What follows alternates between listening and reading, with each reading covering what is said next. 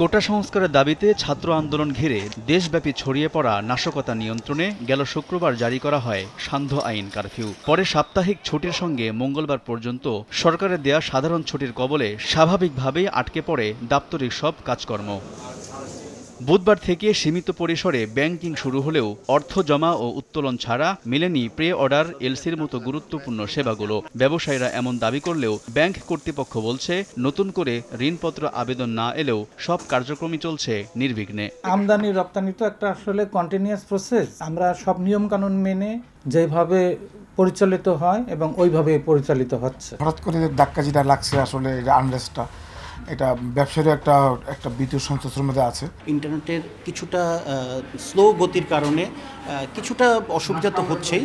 এমনিতেই মাসের পর মাস ধরে নানা শর্তের বেড়াজালে বন্দি ঋণপত্র খোলা। এর মধ্যে আবার চলমান পরিস্থিতিতে চাহিদা মতো এলসি খুলতে না পারার বড় মাসুল গোনার শঙ্কায় পড়েছেন রফতানিকারকরা। এলসি খোলা যাচ্ছে না, এটা সত্য। ব্যাংক যদি এলসি খুলতে 10-15-20 দিন বা 1 মাস খেয়ে ফেলে, তাহলে তখন আলটিমেটলি গিয়ে পরবর্তীতে এই শিপমেন্টটা নিয়ে আমরা কিন্তু বিপদে পড়ি। আমরা ক্ষতিগ্রস্ত হওয়া মানে ব্যাংকগুলিও কিন্তু আলটিমেটলি ক্ষতিগ্রস্ত হয়। নিত্যপণ্যের ব্যবসায়ীদের শঙ্কা, এলসি খোলা বন্ধ থাকায় নিত্যপণ্যের বাজার হতে পারে আরও গরম। এরা এলসি দিতে পারে না, কেননা এলসি নিয়ে চলে যায় অন্য জায়গায়। ডলারের ক্রাইসিস, পর্যাপ্ত পরিমাণের আমদানির সুযোগ যদি আমি না পাই, তাহলে তো এক শ্রেণীর মুনাফাপুলি ব্যবসায়ী আছে, তারা আনবে, তারা মার্কেট কন্ট্রোল করবে। এই অবস্থায় নিত্যপণ্যের দাম নিয়ন্ত্রণে আমদানি সহজ করা, সড়কে চাঁদাবাজি বন্ধ সহ বাজারের নানা অব্যবস্থাপনা দূর করার দাবি ব্যবসায়ীদের।